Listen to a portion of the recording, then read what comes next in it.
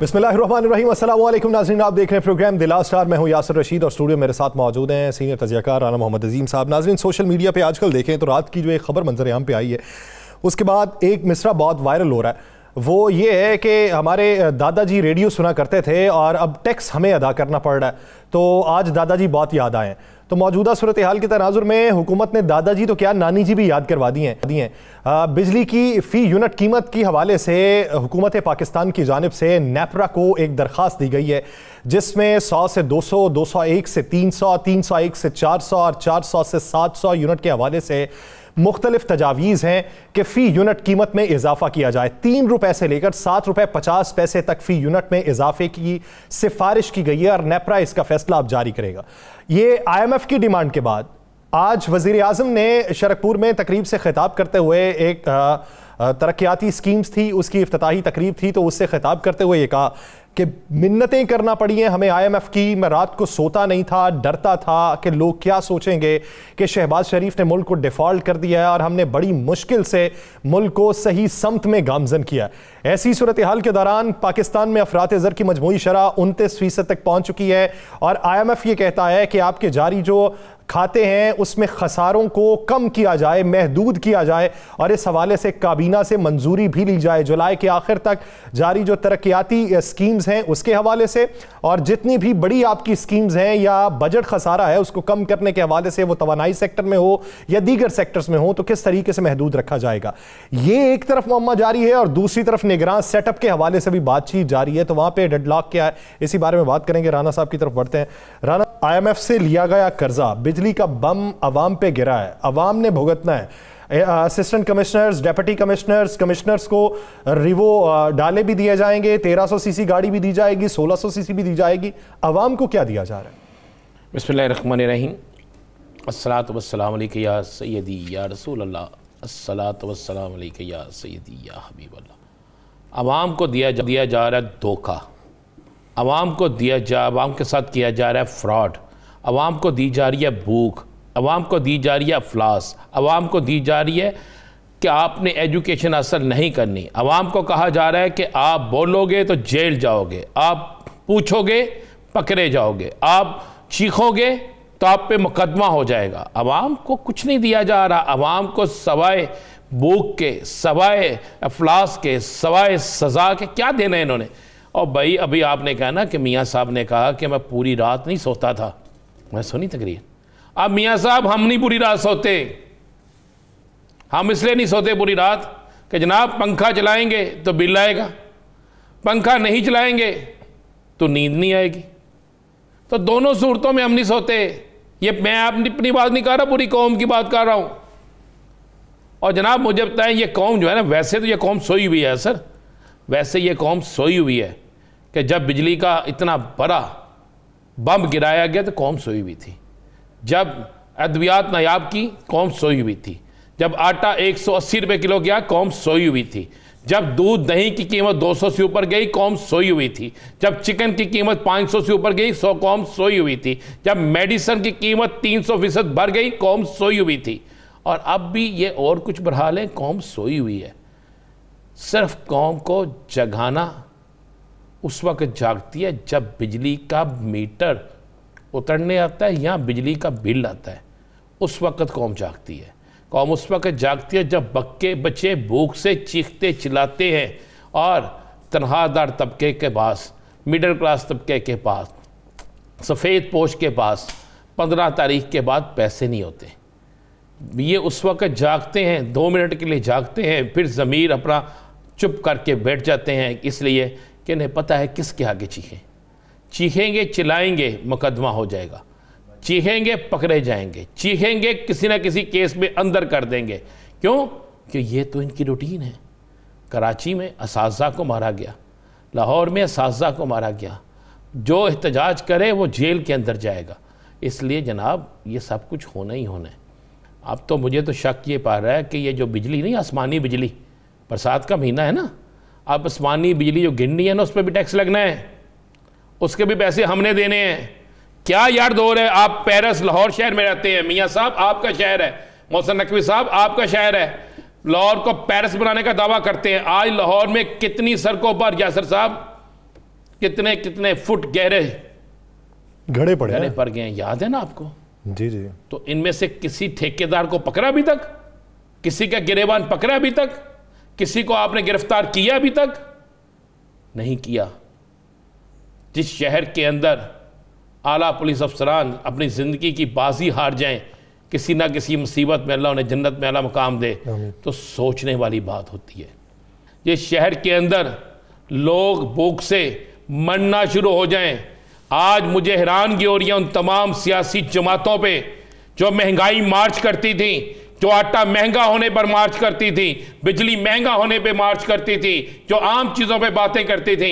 आज peoples party क्यों नहीं चीखी? आज पीपल्स पार्टी जो अवामी जमात है, क्यों नहीं उसने कहा कि बिजली इतनी महंगी नहीं मंजूर? आज मौलाना फजलुर रहमान साहब ने क्यों नहीं कहा? आज दीगर सियासी जमातें क्यों नहीं बोली? आज मरियम नवाज शरीफ का ट्वीट क्यों नहीं आया? आज मरियम औरंगजेब साहिबा इस पे क्यों नहीं बोली?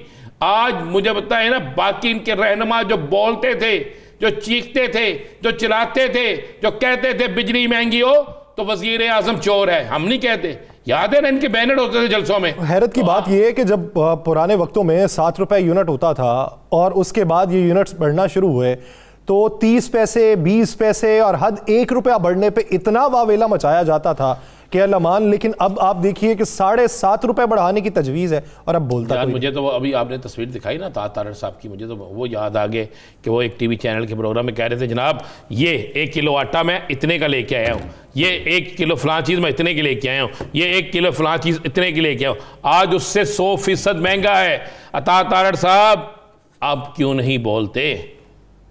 अब इसका इल्ज़ाम भी किसी सियासी जमात के चेयरमैन पे लगा दें, सियासी जमात पे लगा दें, किसी पे लगा दें। क्या अब अता तारड़ साहब ये चीज़ें महंगी नहीं हैं? आप तो टीवी प्रोग्राम में लेकर जाते थे शॉपर्स बैग्स में, आप तो वहां बात करते थे, अब क्यों खामोशी है? उस पॉलिटिकल स्टंट किए जाते थे। तो फिर आप क्यों? अवाम की राय क्या है राणा साहब? अवाम की राय जान लें। अवाम की क्या है? अवाम क्या सोचते हैं इस महंगाई के बारे में? अगर कौम सोई हुई है तो कौम सोई हुई कितना बोल सकती है? वो जितना बोल सकती है वो मुलाजा कीजिए।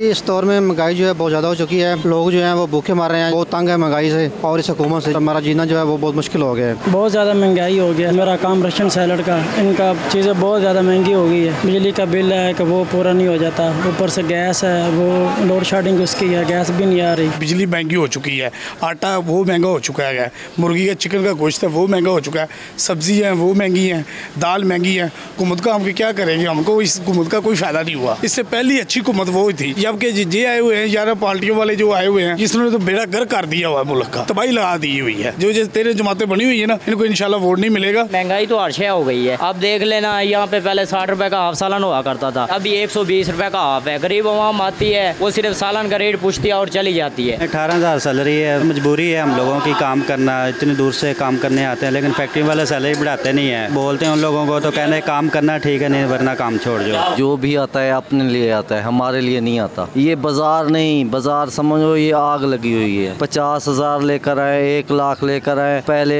रक्षा लेकर आते थे, अभी एक शापर में सामान लेकर जाएंगे। एक दूसरे को जेल में डाल रहे हैं तो अपने लिए डाल रहे हैं, हमारे लिए नहीं डाल रहे हैं। कुछ नहीं सोच रहे हमारे बारे में। महंगाई इतनी ज्यादा है कि हमारा जो है ना बच्चों के लिए पेट पालना बहुत मुश्किल हो गया है। अब हम लोग किधर जाएं? हुकूमत को ये चाहिए कि हम लोगों की सुने। अगर 3 टाइम की तो 2 टाइम की तो हमें खाना मुयसर होना चाहिए। इतनी महंगाई होगी कि गरीब आम का जीना बहुत मुश्किल हो गया। वो कहता कि मैं हालात को बेहतर करूंगा और शहबाज शरीफ कहता कि मैं करूंगा, नवाज शरीफ कहता कि मैं करूंगा। हम तो मजदूर आदमी है, जिधर हमें लगा देते हैं हम लग जाते हैं। मुल्क के पाकिस्तान का कुछ नहीं बनेगा। ये सब जो हुक्मरान ये सारा कुछ वो ही खा जाएंगे। महंगाई ऐसा ही तो देखा जाए तो बहुत बढ़ गई है, लेकिन अवाम जो है ना उसे महसूस नहीं होती। अगर अवाम को महसूस होती तो अवाम रोड पे आती, पुरअमन एहतजाज करती महंगाई के खिलाफ। हुकूमत को पैगाम यही है कि अपनी याशियों को कम करें, अवाम का ख्याल करें। ऐसा ना हो कि अवाम जब बाहर निकले तो फिर उन्हें भागने का रास्ता ना मिले।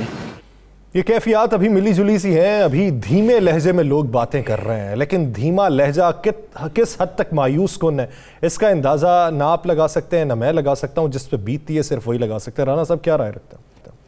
देखें, उन्होंने कहा ना कि जब आवाम बाहर निकलेगी अभी पूरा मन, अब पूरा मन एहतजाज की भी इजाज़त नहीं है ना यासर। आप पूरा मन एहतजाज करें फिर भी आप पे FIR है। हाँ, एहतजाज कौन कर सकता है? जो हुकूमत कहेगी, जो हुकूमत के अंदर मौजूद सियासी जमातें होंगी, जिनको एहतजाज करने का हक हासिल होगा। आम आदमी को तो हक हासिल ही नहीं है, आम आदमी को तो जीने का हक हासिल नहीं है। मुझे बता दें, किसी घर में फल जा सकता है, किसी घर में सब्जी जा सकती है, किसी घर में चिकन पक सकता है, किसी मटन तो ख्वाब हो गया ना, बीफ भी ख्वाब हो गया, क्या किसी घर में चिकन पक सकता है? किसी घर के अंदर 3 वक्त की रोटी पक सकती है? कितने घराने हैं? 5, 10, 15%। ये तो आलम हो चुके हैं। आप कहते हैं जनाब कि फलां नहीं फलां। मैं आज आपको बताता हूँ, मुझे आज एक फ़ोन आता है एक शख्स, वो कहते हैं जनाब वो एक डॉक्टर अब्दुल्ला भट्टी बड़ा सीनियर जर्नलिस्ट है शेरगढ़ से, उसने कहा जनाब वो पकड़ा गया। मैं क्या क्यों? उसने कहा जो उसके किसी रिश्तेदार ने जुर्म किया था, पकड़ा वो भी गया साथ कि तुम उसके रिश्तेदार हो। मैं को उस पर FIR हो गई। उसने कहा नहीं। मैं कहा क्या कहते हैं? उसने कहा जनाब बहुत कुछ मांग रहे हैं। तो मैंने कहा उसका तल्लक किस जमात से? उसने कहा ये मुस्लिम लीग नून से। मैं कहा फिर आपके साथ भी ये ज़्यादती हो रही है? उसने कहा यार ज़्यादती तो यहाँ पर इस तरह हो रही है कि जैसे क्योंकि मैं फ़लाने ग्रुप से हूँ, वो फ़लाने ग्रुप से है। पर ये सारे हालात चाह रहे हैं या सर ये हालात चाह रहे हैं, इन हालात में आप क्या कहेंगे? मुझे सिर्फ 3 चीज़ें बता दें। क्या पाकिस्तान में आम आदमी को जीने का हक रह गया? आम आदमी मुझे बता दो जी सकता हो, हर चीज़ महंगी है। राना साहब अगर मौजूदा सूरत हाल देखें ना, ये 6 महीनों के अंदर पाकिस्तान से किस हद तक लोग बाहर गए, और अगर मौजूदा हुकूमत की आप एदाद-ओ-शुमार देख लें तो वो तकरीबन 11 लाख के करीब लोग बाहर चले गए। अगर खित्ते के ममालिक देखें, भारत, अफगानिस्तान, ईरान, बांग्लादेश, श्रीलंका, इनके साथ मवाजना करें तो पाकिस्तान सरे फहरिस्त है। हमारी 1 करोड़ 20 लाख आबादी जो पाकिस्तानियों की है वो ओवरसीज बन चुकी है, और ये आबादी के तनासुब से 6% बनता है, और भारत का आप लगाएं तो वो 3.25 करोड़ के करीब है और उनकी आबादी 1.25 अरब है। तो ये तनासुब ये क्रेडिट के तौर पे बताते हैं कि हमारे दौर में बाहर जाने वालों की रेशो बढ़ गई। यासर साहब इसलिए लोग बाहर जा रहे हैं, यहाँ पे मिल नहीं कुछ रहा ना। यहाँ पे सिर्फ ये लेते हैं, ये देते नहीं, ये छीनते हैं, ये खाने को नहीं देते। ये देख लेना, ये शख्स रोटी खा रहा है, कहते हैं छीन लो इससे नवाला छीन लो। कैसी हुकूमत है कि आप खुद मियां शहबाज साहब कहते हैं कि फलां मुल्क ने हमारी मदद की, फलां मुल्क ने हमारी मदद की, फलां मुल्क ने हमारी मदद की, IMF से हमने कर्जा लिया, पूरी कौम मकरूज है। लेकिन इन्हें चाहिए DC, AC, commissioner, deputy commissioner के लिए महंगी तरीन गाड़ियां, ये इन्हें चाहिए। उनके लिए पैसे मौजूद हैं, उनको गाड़ियां लेके दे रहे हैं, दे गाड़ियां, लेकिन पहले उस आवाम, गरीब आवाम का पेट तो भर दें, पहले आटा तो सस्ता कर दें, पहले आप लोगों की वो चीजें तो सस्ती कर दें जिससे इंसान जी सके, जिससे उसे किचन चल सके, जिससे उसके घर का गुजारा हो सके। इस पे हुकूमती इत्तेहादी क्या राय रखते हैं? नाज़रीन एक ब्रेक लेते हैं, ब्रेक के बाद आएंगे पीपल्स पार्टी के तर्जुमान फैसल करीम कुंडी साहब हमें ज्वाइन करेंगे। कहीं नहीं जाएगा, स्टे विद अस।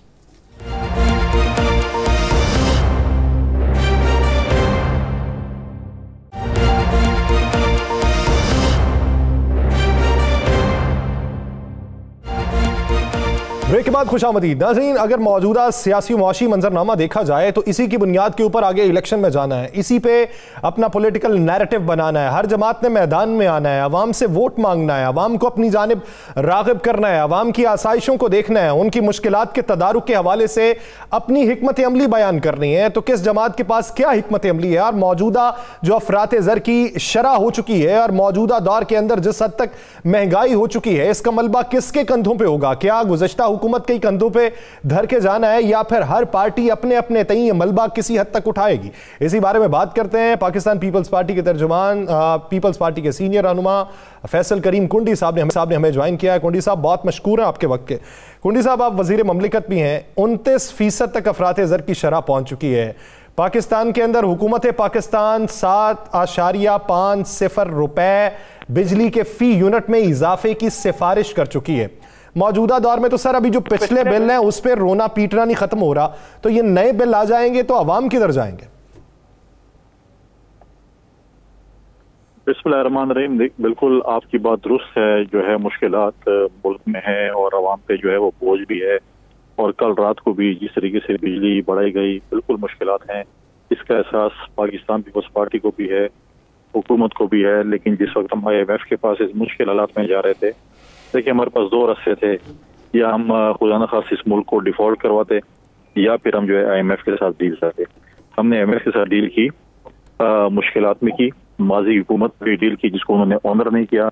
हमें उस चीज़ को ऑनर करना है, और हमने जो है IMF के पास गए, जिसकी वजह से हमें चीज़ों की कीमतों को बढ़ाना पड़ा। मुश्किलात हैं, हमें उस चीज़ का एहसास है, अवाम को भी इस चीज़ का एहसास है, और केस जो है वो अवाम की अदालत में लेकर जाएंगे इलेक्शन में, और वही बेहतरीन जज हैं वोट करते हैं, किसको वोट। फैसल करीम गुंडी साहब, बड़ी मुश्किल हुई, बड़े हालात बुरे थे, पाकिस्तान के पास पैसा नहीं था, हमसाया ममालिक ने मदद की, IMF के पास आप गए, आपको मदद लेना पड़ी, ठीक है, अवाम आपके साथ खड़ी है, अवाम इस मुश्किल में आपके साथ खड़ी है, अवाम फैसला करे। ये जो ब्यूरोक्रेट्स को अरबों रुपए की नई गाड़ियाँ लेके दे रहे हैं जाते जाते, क्या ये लेकर देनी ज़रूरी थी? क्या वो पैदल चलते थे? मैं बिल्कुल आपकी बात से एग्री करता हूँ कि यहाँ पर एक जो है एक सर्कल है जो कहते हैं, जो हमेशा हर हुकूमत में होते हैं, और उन्होंने जिस तरीके से ये आपने जो बात की है, हमारा प्राइम मिनिस्टर से भी ये डिमांड हो रही है चीज़ें कि इसको बिल्कुल ख़त्म होना चाहिए। अगर ये कहीं मिनिस्टरों के लिए ली जाती, किसी सियासी उसके लिए ली जाती, तो पता नहीं क्या तूफान बरपा होता। लेकिन मैं भी कह रहा हूँ कि ये चीज़ें मैं समझता हूँ कि ज़रूरत नहीं है इस मुल्क में, जहाँ पर हम ऑलरेडी इतनी मुश्किलात में हैं। यहाँ पर ऐशों के लिए गाड़ियाँ ली जा रही हैं, ली जा रही हैं, जो कि बिल्कुल मैं समझता हूँ कि नहीं होना चाहिए। और इस चीज़ को जो है बिल्कुल प्राइम मिनिस्टर साहब को इस पे जो है हम दोबारा भी स्ट्रेस करेंगे, इसको बिल्कुल कैंसिल करना चाहिए। कोई ज़रूरत नहीं है, इस मुल्क में ऑलरेडी हम क्राइसिस से गुजर रहे हैं। यहाँ पर गाड़ियाँ और ये अयाशों के लिए चीज़ें ली जाएँ तो मैं समझता हूँ कि बिल्कुल भी नहीं। कुंडी साहब, अगर मौजूदा सूरत हाल देखें तो ये जो महंगाई की शरह है, इसमें जीना बहुत मुश्किल है। लोग चाहते हैं कि यहाँ से मामला रिवर्स हो, लेकिन IMF की डिमांड के बाद तो इससे बहुत ऊपर बात चली जाएगी। कोई भी नई हुकूमत आएगी वो बहुत भी बेहतरी कर लेगी तो किस हद तक बेहतरी होगी? जो अब सूरत हाल है इतनी? बिल्कुल हालात मैं समझता हूँ कि इकोनॉमिकल जो है हालात खराब से, लेकिन मैं समझता हूँ कि बेहतरी की तरफ जाएगी। जो भी हुकूमत आती है, जो भी पार्लियामेंट आती है, मैं समझता हूँ कि उस वक्त की जो हुकूमत है और अपोजिशन को बैठकर एक चार्टर ऑफ इकोनॉमी की बात करनी पड़ेगी एक दूसरे के साथ, और इस मुल्क की खातिर करनी पड़ेगी। ये नहीं कि कौन हुकूमत में और कौन अपोजिशन में है, जो भी होता है अक्रॉस द बोर्ड। इलेक्शन तो अभी आने हैं, हमारी यही वो होगी कि जो भी हुकूमत में आते हैं, अपोजिशन में आते हैं, जो नई पार्लियामेंट आती है, उसको इस मुल्क की खातिर, आवाम की खातिर एक चार्टर ऑफ इकोनॉमी करना है, इस मुल्क को बहरान से निकालना है। और मैं समझता हूँ कि इस मुल्क को बहरान से निकालने के लिए पॉलिटिशियंस को, तमाम सियासी जमातों को अपना किरदार अदा करना। फैसल करीम गुंडी साहब, ऐलान हुआ कुछ अर्सा पहले, आपको याद होगा, वज़ीर आज़म साहब भी बैठे, बाकी लोग भी बैठे, कहा गया सरकारी दफातर में AC नहीं चलेगा, गाड़ियाँ छोटी दी जाएंगी, वज़रा का स्टाफ भी कम किया जाएगा। गाड़ियाँ तो आपके सामने आ गई, कितनी छोटी हैं, बड़ी गाड़ियाँ दे दी गई। सरकारी दफातर के बिल पहले से ज़्यादा बढ़ गए, AC किसी एक दफ्तर में बंद नहीं हुआ। तो हुकूमत अपने ताई, अपने दफातर में, अपनी जगह पर तो किसी एक चीज़ पर अमल नहीं कर रही, तो अब सारा बोझ अवाम पर क्यों? देखें, ऐसी बात नहीं है। जब प्राइम मिनिस्टर साहब ने ऐलान किया कि बिल्कुल मैं तो कम अज कम ये कह सकता हूँ कि पाकिस्तान पीपल्स पार्टी के जो वज़रा हैं वो उन्होंने जो बड़ी गाड़ी थी जिनके पास जो बाकी बड़ी थी उनने वापस की और उन्होंने छोटी गाड़ी दी। और वो हमें आई थी प्राइम मिनिस्टर हाउस से या कैबिनेट सेक्रेटरी की तरफ से कि ये जो है ये चीज़ें की गई हैं, तो उस पर तो डेफिनेटली हम अमल कर रहे हैं। हाँ, मैं बिल्कुल आपकी बात जायज़ है, इसमें कोई ऐसी चीज़ें होंगी जो इम्प्लीमेंट नहीं की होंगी, मैं समझता हूँ बड़ी ज्यादती। हम जैसे अगर टैक्स की बात करें, हम देखें मिडिल क्लास पे, लोअर क्लास पे टैक्स लगाते हैं, लेकिन जो एलीट क्लास है वो उस पर हम टैक्स नहीं लगाते। हमेशा वो जो है उस चीज़ से निकल जाते हैं, और गरीब लोग हमेशा और मिडिल क्लास लोग हमेशा टैक्स का शिकार हो। तो हमें इन लोगों पे भी टैक्सेशन के जो है वो लगाना पड़ेगा। जो हमारी जो एलीट क्लास है उनको भी जो है उनके ऊपर ज्यादा टैक्स लगाना पड़ेगा, और गरीब के ऊपर जो है और मिडिल क्लास पे कम से कम टैक्स लगाना पड़ेगा। कुंडी साहब, बहुत सी जमातें हैं जो कहती हैं कि हम आम आवाम का दर्द समझते हैं। पाकिस्तान पीपल्स पार्टी रोटी कपड़ा और मकान का नारा लगाती है। आप क्या समझते हैं कि मौजूदा दौर के अंदर अफरात ज़र की जो शरह बुलंद होने से ख़त गुर्बत की लकीर से नीचे मुतवसत तबका जिस तादाद में गया है, वो सैकड़ों या हज़ारों की तादाद नहीं, लाखों की तादाद है, उसे ऊपर लाने के लिए पीपल्स पार्टी के पास प्लान क्या है? क्योंकि IMF की शराइत हम पे लागू तो रहेंगी और वो उसके असरात अगले 2-3 साल हमें भुगतना पड़ेंगे। आपने पिछले दिन देखा होगा कि रज़ाई साहब जब लाहौर में थे, उन्होंने चैम्बर ऑफ कॉमर्स को, एप्टमा को एंगेज किया, हमने जो है किसानों को एंगेज किया, हमने उनके साथ मशावरत की, फ्यूचर प्लान अपने जो है वो शेयर किए, उनसे भी तजावीज़ ली। जब तक हम अपने जो है अपने जो हमारे जो कारोबारी शख्सियत हैं, कारोबारी लोग हैं, उनको और हम अपने जो है ज़राअत के लोगों को, किसानों को इकट्ठा नहीं करेंगे, उनको इकट्ठा वो नहीं चलाएंगे, उस वक्त तक ये मुल्क में बेहतरी नहीं आ सकती। और इंशाअल्लाह हमारे पास प्लान है, हम इस चीज़ को आगे लेकर जाएंगे। और इंशाअल्लाह कल भी आप सिंध हुकूमत ने जो वादा किया था अपने गरीब बहनों के साथ, जो फ्लड में बेघर हुई थी, कल उनको 5,000 खवातीन को जो है वो मालकाना हकूक खवातीन को दिए गए, जिसमें से 50,000 घरों के लिए फंड रिलीज हो चुका है और हमारा टारगेट है 1 लाख खवातीन को जो है वो अपने जो है वो उनको मालकाना हकूक देंगे। फैसल करीम कुन्नी साहब, आप इलेक्शन पे यकीन रखते हैं, इलेक्शन के जरिए आना चाहते हैं, इलेक्शन मुनसफाना होना चाहिए आप लोग कहते हैं। राना सनाउल्लाह साहब ने इलेक्शन से पहले ही दावा कर दिया है कि पंजाब के अंदर 100 कौमी और 200 सूबाई असम्बली की नशिस्तें उनकी होंगी। ऐसा कौन सा कुलिया उनके पास ऐसा है, या उनको किसने यकीन दहानी करा दिया है कि इतनी सीटें उसके बाद उनके पास होंगी? देखें, बयान देने से और पॉलिटिकल स्टेटमेंट देने से तो कोई किसी को नहीं रोक सकता कि आप स्टेटमेंट न दें। और पॉलिटिकल स्टेटमेंट में ख्वाहिशात भी हो सकती है, मेरी भी ख्वाहिश होगी, आपकी भी ख्वाहिश होगी, इस तरह की भी ख्वाहिशात होंगी। इलेक्शन होने हैं, रिजल्ट आने हैं, उसके बाद ये डिसाइड होने हैं कि कौन सी जमात के साथ जो है वो कितनी सीटें हैं, क्या नहीं है। ये तो इलेक्शन रिजल्ट के दिन नहीं आएगा। मैं नहीं समझता यहाँ उनकी वो ख्वाहिश हो सकती है, उनकी जो है राना साहब की जो है वो ये एक ख्वाहिश होगी हमारे पास ये सीटें आए, लेकिन वोट आवाम ने करना है और वो इलेक्शन के दिन पता चलना है कि किसको कितनी सीटें मिल। कुन्नी साहब, अगर मौजूदा सूरत हाल में इत्तेहाद नहीं होता तो आप क्या समझते हैं कि कौन सी जमात किस हद तक, किस तनासुब से वोट हासिल कर सकती है? देखें, जो इस वक्त इत्तेहादी हुकूमत है, मुझे मुश्किल लग रहा है कि इस इत्तेहादी हुकूमत की आपस में इलेक्शन अलायंस हो सके, क्योंकि इतनी ज्यादा जमातों का आपस में अलायंस होना एक मुश्किल टास्क है। सीट एडजस्टमेंट गालिबन हो सकती है, लेकिन इत्तेहाद इतनी जमातों का आपस में होना मैं समझता हूँ कि बहुत ही मुश्किल टास्क है। तो इलेक्शन के बाद ही राना साहब आपसे सवाल करेंगे, फिर मेरा एक सवाल और ले लें। अगर आप ये समझते हैं कि आपका इत्तेहाद मुश्किल है, लेकिन जितने भी जल्द से देख लिए जाएं, वो पाकिस्तान मुस्लिम लीग नून का कोई हो, किसी भी इफ्तिताही सेशन से वज़ीर आज़म खिताब कर रहे हो, या चेयरमैन पीपी कल का ही उनका खिताब ले लें, वो कोई भी पीएमएलएन के बारे में नहीं बोलेगा, या कोई पीपी के बारे में नहीं बोलेगा, या एनपीआई के बारे में नहीं बोलेगा, सारे पीटीआई के बारे में बोलते हैं। जब आप सबको लगता है कि मुखालिफ एक ही जमात है जिसके साथ टकराव हो सकता है या जिसका वोट बैंक हमें तोड़ना है, तो फिर इत्तेहाद क्यों नहीं हो सकता? देखें, पीटीआई के मुतालिक जो स्टेटमेंट है वो तो अपनी जगह पे है, तो 9 मई के वाक़यात जो भी हो, पाकिस्तान पीपल्स पार्टी का तो देखें पहले ये मौक़िफ़ है कि पीटीआई को जो है पॉलिटिकली बैन नहीं होना चाहिए। हाँ, उनमें शख्सियात हैं जिन्हें 9 मई के वाक़यात किए हों या ऐसी चीज़ों में मुलविस हों तो बिल्कुल सजा होनी चाहिए, लेकिन एज ए जमात किसी पे पाबंदी मैं समझता हूँ कि नहीं, क्योंकि माजी में पाकिस्तान पीपल्स पार्टी के साथ ये हुआ है।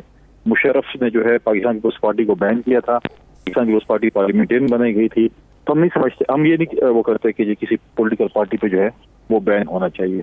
मुकाबला डेफिनेटली अगर आप देखेंगे 13 जमात हुकूमत में से जब अगले इलेक्शन आएगा, नया अलायंस बनेगा, नई इत्तेहाद बनेगी, तो उसके बाद ही जो है चीजें वाज़ेह होंगी कौन किस इत्तेहाद करता है। लेकिन मैं समझता हूँ कि इलेक्शन के बाद बाकी जमातों के साथ इत्तेहाद हो सकता है, और जिसके पास नंबर गेन ज्यादा होगी वही प्राइम मिनिस्टर बनेगा।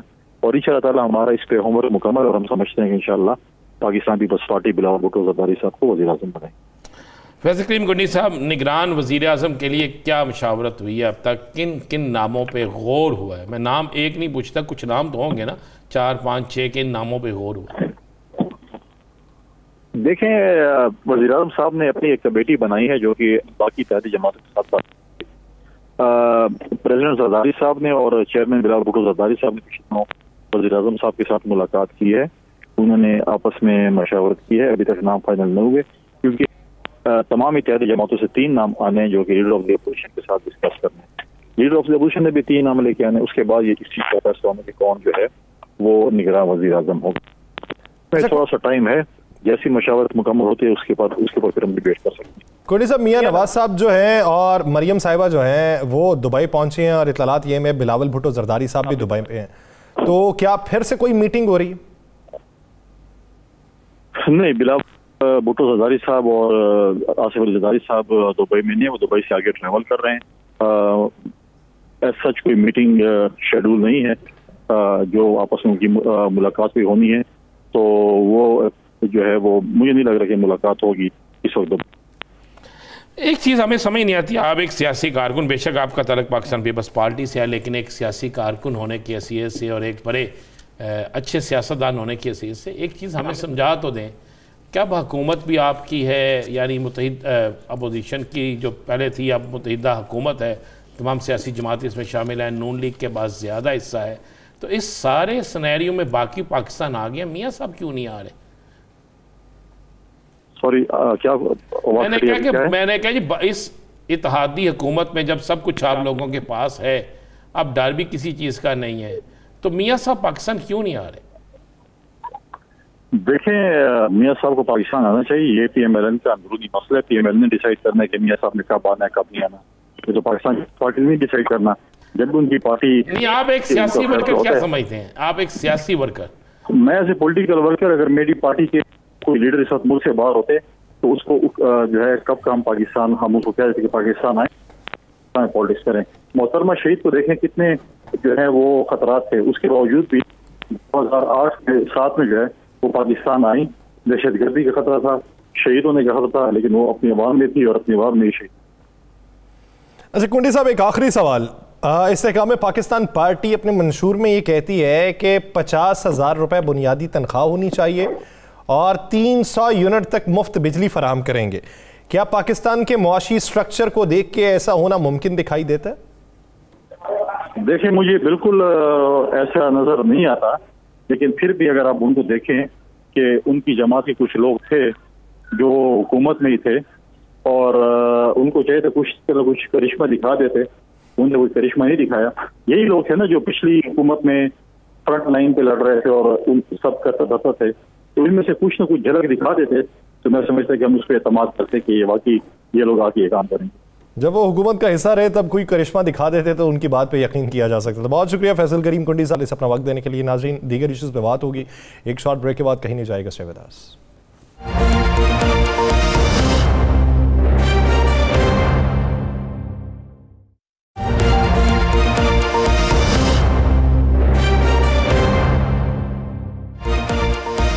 निगरान सेटअप जो है इसकी तश्कील अभी तक मुमकिन क्यों नहीं हो पा रही? एक तरफ अगर सिंध का मंजरनामा देखें तो सिंध के अंदर अपोजिशन लीडर को गिराने के लिए, तब्दील करने के लिए GDA के साथ MKM का इत्तेहाद हो चुका है और वो PTI के जो अपोजिशन लीडर हैं हलीम आदिल शेख साहब, उनको तब्दील किया जाएगा। चंद ही हफ्ते बाकी हैं जिसके बाद उधर हुकूमत तब्दील हो जाएगी, निगरान हुकूमत आ जाएगी।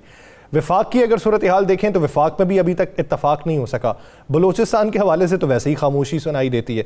राना साहब, क्या समझते हैं सबसे पहले कहाँ की खबर आएगी, बलूचिस्तान की, सिंध की या वफाक की? सबसे पहले आएगी बलूचिस्तान की, जहाँ से खामोशी है अभी, जहाँ से खामोशी है, क्योंकि वहाँ पे हुक्म चाह चुका है। उसके बाद आएगी सिंध की, और वफाक का फ़ैसला हो चुका है। ये सियासी जमातें आपस में बैठ के कहा नहीं, अब सियासी जमातों को असल ख़तरा ये है यसर कि फ़ैसला हमारे बगैर हो गया। अब ख़तरा ये है, ये जो बार बार एक बात कह रहे हैं ना, बार बार एक ही बात कि हमने सियासी वज़ीर आज़म लाना, निगरान वज़ीर आज़म सियासी लाना। अच्छा, आपस की बात, इसके पीछे क्या सोच है? यानी डर क्या है? कोई ब्यूरोक्रेट लाने की बजाय कोई सियासतदान लेके आना, क्या उन्हें डर क्या है? उन्हें डर यह है कि अगर हम अपना बंदा लाएंगे तो शायद इलेक्शन टाइम पे हो जाएंगे, हमारा बंदा नहीं होगा तो शायद इलेक्शन टाइम पे ना हो। तो सारे सियासतदान अपने बंदे हैं भाई? नहीं, सियासतदान तो आ ही नहीं रहा वज़ीर आज़म। किसने कह दिया आपको? मैं वैसे ही बात कर रहा हूँ ना। अगर वो सियासतदान सोचते हैं, फ़र्ज़ कर लें कोई सियासतदान आ गया, तो क्या सारे सियासतदान उनकी तरफ? नहीं, कोई भी नहीं है, पागल है, पागलपन है ये सारा, ये पागलपन है, ये ऐसा नहीं होता। यासर साहब, अभी तो अब देखते तो जाए, ज़रा तमाशा तो देखिए, अभी तो बहुत कुछ होने वाला है। आज जमात इस्लामी ने भी नई हल्का बंदियों की बात कर दी है, नई मरदमशुमारी की बात कर दी है। आप MKM ने नई मरदमशुमारी हल्का बंदियों की बात कर दी है। तरीके इस्तेहकाम पाकिस्तान ने ये बात कह दी है। अभी आप चंद दिन ठहर जाएं, बाप पार्टी ये बात कह देगी। किधर जा रहे हैं आप? ये इलेक्शन इतनी आसानी से हो जाएगा? अगर इलेक्शन इतनी आसानी से होना होता तो आज कोई एक सियासतदान, कोई एक इन जमातों में मौजूद कोई एक सियासतदान ये कह देता जनाब इलेक्शन की तारीख ये है, और इन्होंने तो अपने हाथ काट के चीफ इलेक्शन कमीशन को दे दिए हैं। ये तो अब ये भी नहीं कह सकते कि जनाब सदर पाकिस्तान साहब आप तारीख का अनाउंसमेंट कर दें। अब तो ये भी नहीं कह सकते जनाब हम असम्बली में से कोई बात कर लेते हैं जनाब के लिए इस तारीख को इलेक्शन करवा दें। अब तो इनके पास इख्तियार क्या है? आज 22 तारीख हो गई, कल 23 तारीख है, 9 और 10 मुहर्रम को वैसे ही कुछ नहीं होना। उसके बाद आप चले जाएं आगे, इतवार आ जाएगी। इतवार के बाद जब दिन चलेगा, अगला दिन आएगा, तो इनके पास उतना टाइम नहीं है। आप गौर करें ना, शहबाज शरीफ साहब एक दिन में 4-4, 5-5 इफ्तिताह कर रहे हैं। आप गौर करें, शहबाज शरीफ साहब पूरी अपनी कैंपेन चला रहे हैं, 1 घंटे से ज्यादा। सर बड़ा फटा भर चुका है अंदर की। आपको खबर दूं मैं, क्या पीपल्स पार्टी कह रही है कि जनाब हमारे साथ आप हाथ कर गए हैं, वो कैसे? पीपल्स पार्टी कह रही है जनाब आप तो इलेक्शन कैंपेन कर रहे हैं, आप पंजाब को मजबूत करने के लिए, अपने हाथ मजबूत करने के लिए दर वहां पे प्रोजेक्ट जो है उनके इफ्तिताह कर रहे हैं। हमारे लोग जो हैं वो बिल्कुल साइड खुटे लेन लगते जा रहे हैं। बड़ी तारीफ की है उन्होंने मोहसिन नकवी साहब की। उन्होंने कहा जी ये मुझे भी पीछे छोड़ दिया, मोहसिन स्पीड से आगे निकले हुए हैं। देखिए मोहसिन नकवी का लोग जो मर्जी कहें, एक चीज़ तो है उस शख्स ने काम किया है। मैंने उसको सड़कों पे देखा है, अस्पतालों में देखा है, जो मर्जी किसको ये इख्तलाफ हो सकता है किसी को, लेकिन मैंने उस शख्स को एक पल भी आराम से बैठते नहीं देखा, काम करते देखा है। लेकिन मैं कहूँगा कि शवाची साहब फिर आप हो जाए अब रिटायर अब आपका मुतबादल आ गया है तो आप रिटायर हो जाएं।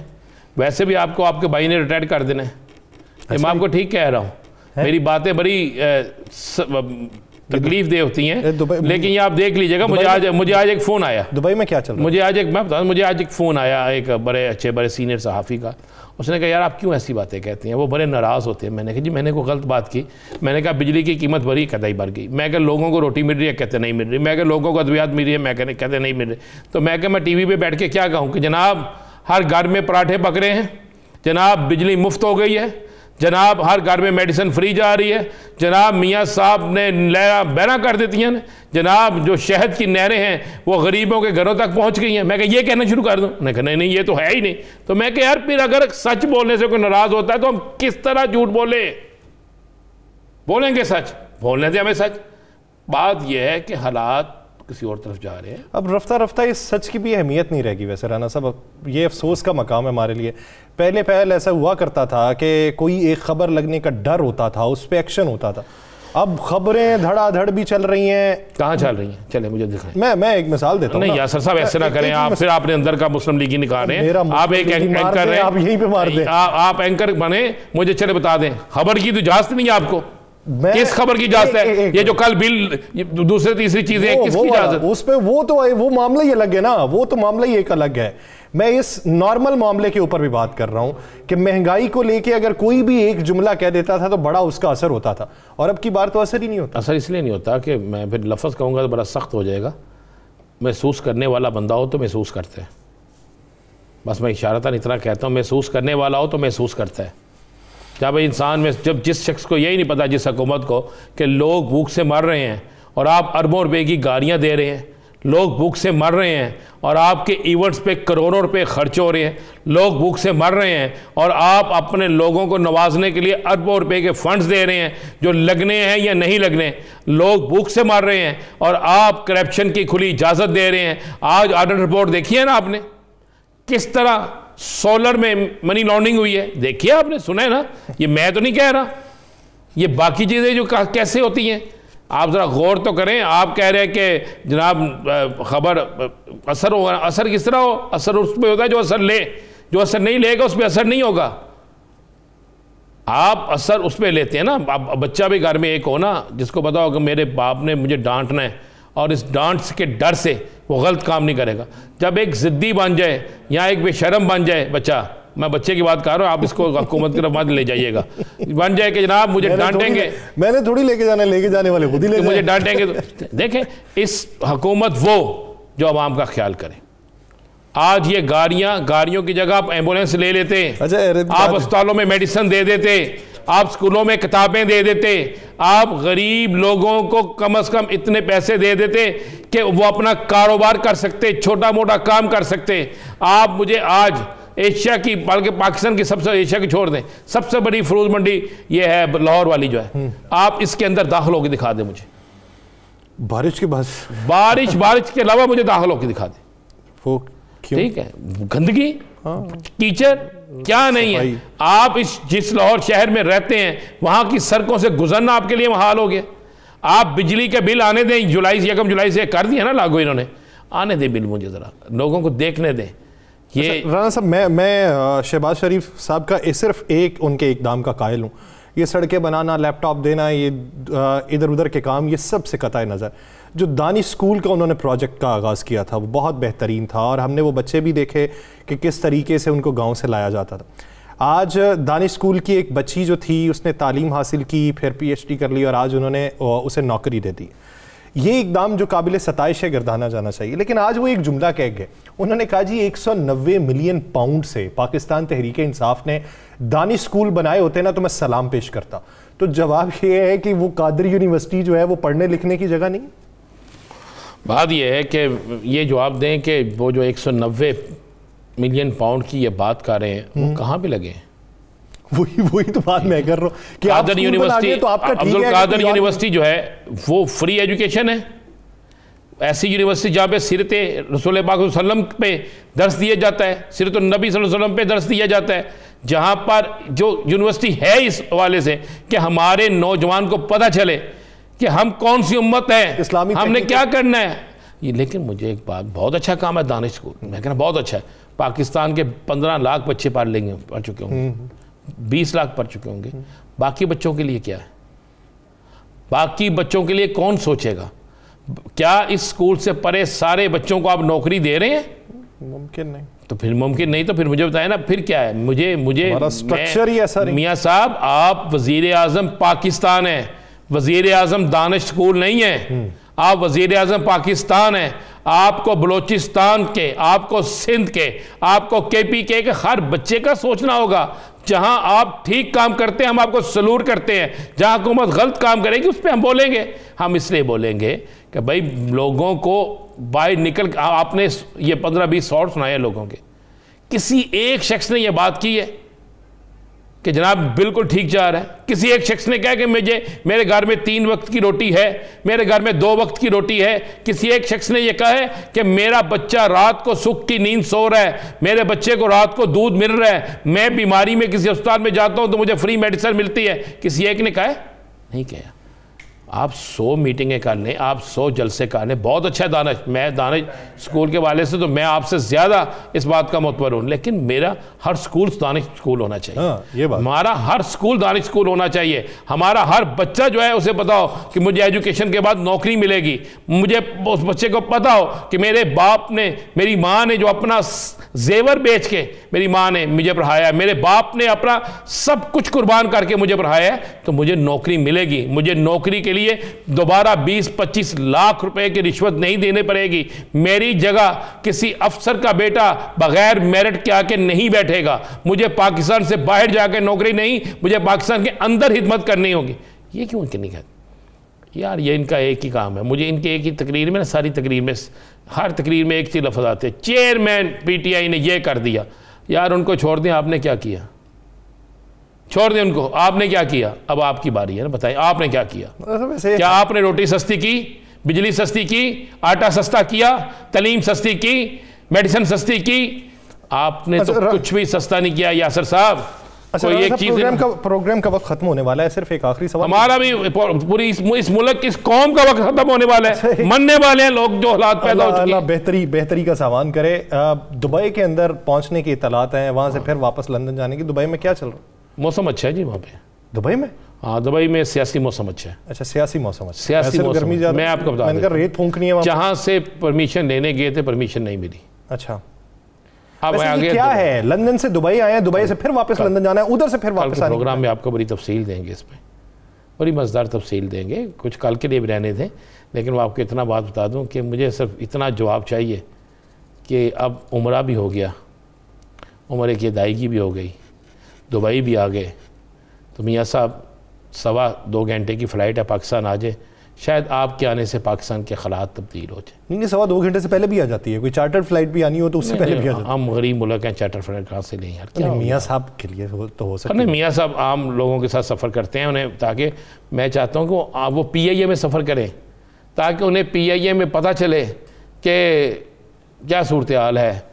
वो आए वहाँ पे, आके आम लोगों में घुल मिल जाएँ, लोगों की मसाइल देखें। अल्लाह करे उनके आने से पाकिस्तान के हालात बेहतर हो जाएं, लेकिन उनके आने से बेहतर हो जाएं तो आ जाएं।